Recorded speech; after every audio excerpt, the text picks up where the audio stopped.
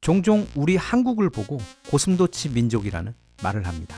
고슴도치는 비록 그 크기는 작지만 온몸이 치명적인 독가시로 촘촘히 둘러싸여 있어 그 어떤 무서운 맹수도 만약 이 고슴도치를 사냥하려고 한다면 자기 목숨도 내놓고 덤벼야 한다는 뜻입니다. 말하자면 일종의 동기어진 민족입니다. 실제로 우리나라의 경우 특히 그 임진왜란 초반에 달리기왕 런조 때문에 진짜 초반에 어이없이 뚫려버려 이후 7년 동안 국민들이 정말 끔찍한 고생을 한 경험도 있지만 어쨌든 이후 거의 전멸에 다다른 상황에서도 정말 기적처럼 나라 곳곳에서 농부들과 아녀자들 심지어 산속 베지터리언 요정들인 승려들까지 합세 반격에 성공한 데다 결정적으로 인간의 탈을 쓴 전쟁의 신인 이순신 장군님의 활약으로 그 커다란 위기를 극복했던 기억이 있습니다. 그게 대략 500년 전의 일입니다. 그리고 그보다 좀 더 뒤로 가서 대략 1500년 전에는 수나라의 왕 수양제가 무려 113만 명의 병사를 이끌고 침공해왔다가 사려 깊은 을지문덕 장군께서 특별히 준비해놓은 살수 워터파크에 빠져 전멸을 하고 그 패전의 후유증으로 나라까지 망하더니 또 그로부터 50년 후에는 당나라의 당태종 또한 자신만큼은 고구려를 정복할 수 있다고 착각하며 약 40만 명의 최정예 대군을 이끌고 고구려를 쳐들어왔었는데 그 역시 하필이면 그 출정 첫 단계부터 조인성이 지키고 있던 안시성에서부터 완전히 막히면서 이후 계속해서 연이어 고구려군에게 깨지더니 결국 그 전쟁에서도 패배하고 또 국력이 급격히 소진되어 얼마 안가 선배 수양제가 그랬던 것처럼 자신도 죽고 또 나라도 멸망해 버렸습니다. 그런데 여기서 중요한 세 가지 포인트가 있습니다. 첫째는 우리나라는 예로부터 언제나 일당백으로 싸워왔다는 것. 수나라와의 전쟁도 또 당나라와의 전쟁에서도 우리 고구려군은 거의 약 10분의 1이 안 되는 병력으로 그들과 싸워 이겼습니다. 나라가 비교적 작고 사람의 수가 적은 반면 항상 주변에는 호시탐탐 몰려오는 거대한 규모의 적들에게 항상 시달려야 했기 때문에 전사 한 명 한 명이 다 일당백이 되어 싸울 정도로 무기도 또 기백도 그리고 전략도 늘 동부가 최상급이었습니다. 그리고 두 번째는 우리 땅을 침공한 적들은 반드시 멸망한다는 점. 수나라도 당나라도 그랬고 임진왜란을 일으켰던 토요토미 히데요시 역시 전쟁 중 죽었고 또 그 막부 역시 사실 그 전쟁 때문에 망했으며 나아가 일본 또한 비록 간접적 인과응보이긴 하지만 인류 최초로 그리고 유일하게 핵폭탄을 2방이나 맞는 천벌을 받고 패망해 버렸습니다. 그리고 이 영상에서 가장 중요한 바로 세 번째 포인트는 우리나라의 전투를 살펴보면 한 가지 눈에 띄는 특징이 바로 보이는데 그게 바로 심각한 결벽증입니다. 우리는 붙어 싸우는 거 안 좋아합니다. 그리고 대부분 다 집돌이들이라 적이 들어오는 길을 따라 거대한 톨게이트를 세워놓고 그 안에 들어가서 활 쏘며 톨비 받으며 싸우는 걸 좋아하지 막 평지에서 서로 엉겨붙어 지저분하게 싸우는 거 별로 안 좋아합니다. 이런 극단적 결벽증 환자의 아웃복싱 성향은 고구려 때도 그랬는데 조선에 와서는 그 넘사벽의 화포까지 추가되며 증상이 더욱 심해졌습니다. 그럼 궁금해집니다. 적들 입장에서 여기 지도처럼 그냥 이렇게 해서 내려오면 되지 뭐하러 저 먼 길을 따라 삥 돌아 내려오다가 우리나라 성들에게 차례로 깨지는지 잘 이해가 가지 않는데 여기 이 지도를 보면 단번에 이해가 갑니다. 저기가 다 산입니다. 그리고 이 지도 보면 알겠지만 사실 우리나라는 그냥 나라 자체가 엄청 거칠고 높은 산 위에 세워진 나라나 마찬가지이기 때문에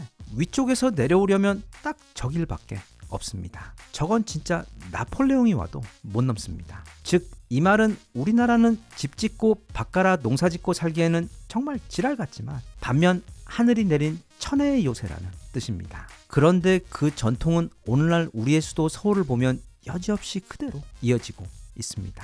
이게 무슨 말인가 하면 지금 우리가 살고 있는 이 서울과 수도권이라는 거대한 기획도시는 애초에 그 최초 기획 단계부터 전쟁을 염두에 두고 만들어진 거대한 요새이자 침공은 가능하나 점령 자체가 아예 불가능한 지역, 적들에게 있어 상상 가능한 최악의 지옥 같은 시가전 맛을 보여주기 위해 지어진 극강의 수성전을 위한 인류 최대 포트리스 같은 곳이 바로 우리의 아름다운 도시 서울입니다. 이런 이야기가 어쩌면 요즘 어린 친구들이나 여성분들에게는 이게 무슨 뚱딴지 같은 소리지 하며 굉장히 생소하게 느껴질 수도 있는데 그래서 특별히 우리 서울이 얼마나 살벌한 곳인지 잠시 투어를 해보자면 이렇습니다. 일단 그 가상의 적은 북한 그리고 중국입니다. 서울의 모든 군사적 수성 전략은 북으로부터의 남침을 기본으로 상정해 기획되었습니다. 적이 침공해서 내려올 수 있는 길은 과거 수양제나 당태종 때처럼 딱 정해져 있습니다. 지도를 보면 저 빼곡한 산들 사이사이로 유일하게 군대가 지나갈 수 있는 길이 보이는데, 그래서 대략 이렇게 크게 세 갈래 길로 내려옵니다. 왼쪽에서 파주를 지나 일산을 통해서 내려오는 1번 길, 가운데 양주를 지나 의정부 평야를 지나 내려오는 2번 길, 그리고 동쪽 남양주와 구리를 통해 내려오는 3번 길이 있는데, 그 주요 길목들이 예전에는 모두 그냥 농과 밭이었습니다. 그래서 우리가 6.25 그날에 사실 좀 준비도 잘 안 되어 있던 상황이다 또 갑자기 새벽에 선빵을 맞는 바람에 쭉 밀렸던 것도 있었는데, 그 주요 길목들이 당시에는 아무 장애물도 없던 그냥 농과 밭으로 뻥 뚫린 길이었기 때문에 속수무책으로 당했던 것도 컸습니다. 그래서 당시 한국 정부는 그 길목마다 근대 역사상 존재한 적 없던 거대한 현대판 콘크리트 요새를 짓기로 결정합니다. 네, 바로 아파트를 뜻하는 것이며, 그런 아파트 수천 동이 촘촘히 세워져 있는 신도시들을 짓기로 결정합니다. 참고로 그 외에도 전방에서 아래로 내려오는 모든 길에는 마치 외계인들이 남기고 간 고대 반도체 유물처럼 보이거나 또는 거대한 콘크리트 모자처럼 생긴 일명 낙석이라고 부르는 장치들이 있는데, 유사시 기둥을 폭파해서 그 거대한 콘크리트 덩어리들이 길을 막게 하여 적의 탱크가 내려오는 것을 지연시킬 수 있는 장치들입니다. 이건 전방의 모든 길 외에도 그 거대한 고속도로인 자유로에도 보면 중간중간 정말 뜬금없이 이렇게 커다란 광고판이 있는 짧은 다리들이 나오는데, 그것 역시 유사시 폭파하여 길을 막기 위한 낙석들입니다. 아무튼 그렇게 북한군이 내려오는 모든 길에 저런 낙석들을 설치하고, 또 서울 주변도 모두 이렇게 빙 둘러 신도시들을 세워 말하자면 지름 약 40km짜리 거대한 콘크리트 요새를 만든 것입니다. 그렇기 때문에 적이 어찌어찌 38선을 넘어 그 낙석들을 모두 치우며 아래로 내려온다고 하더라도 파주 신도시, 일산 신도시, 남양주 신도시 또는 구리 신도시 등 아파트가 빼곡하게 나열되어 있는 도로 사이를 한참이나 뚫고 내려와야 간신히 서울 북부에 다다를 수 있는데, 이제는 또 한강을 건너야 합니다. 그런데 문제는 이 한강이라는 강이 그냥 강이 아니라 전 세계의 모든 수도를 가로질러 흐르는 강 중에서도 그 폭이 가장 넓은 강 탑3에 드는 엄청난 강이라는 점입니다.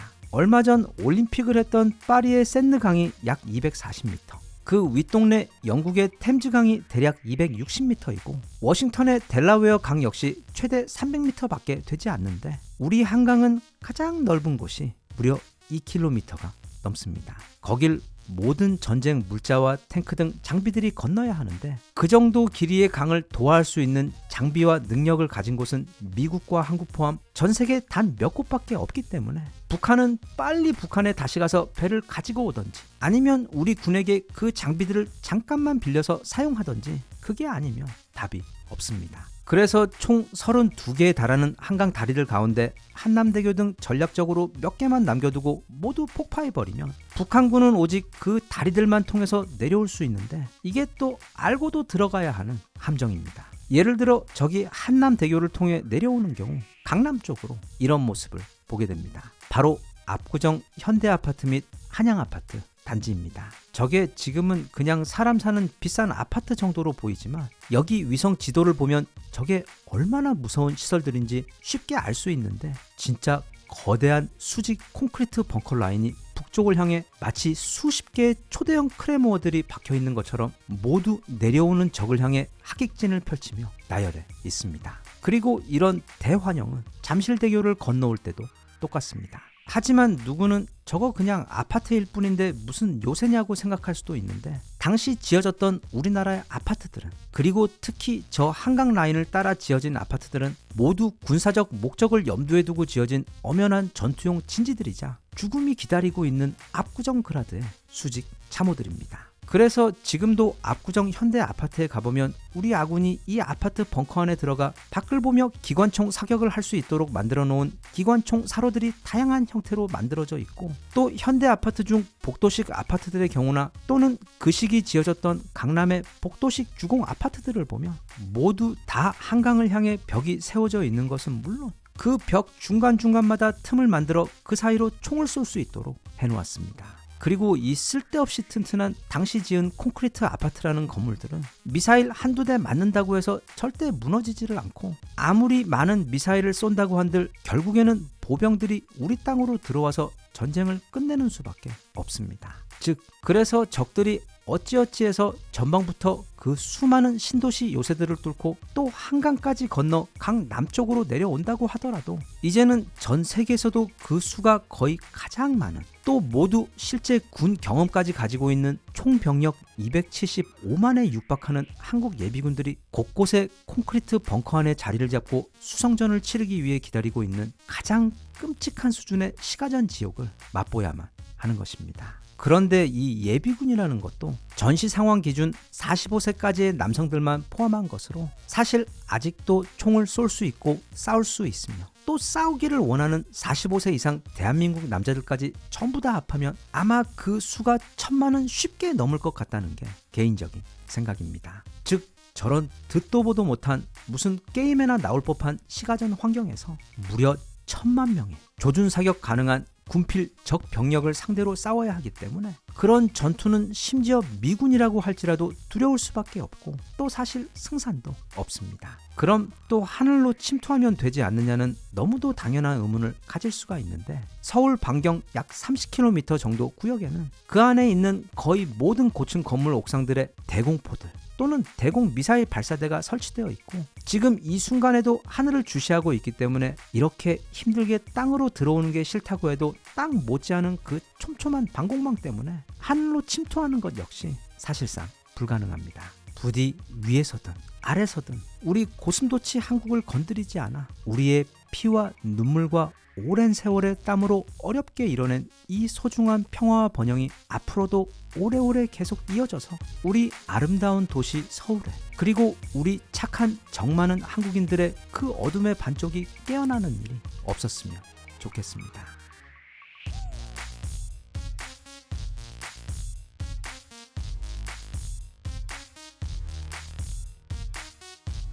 Even if you tried, you wouldn't understand it. Maybe something's missing inside of you. Just a bit of sugar to that heart.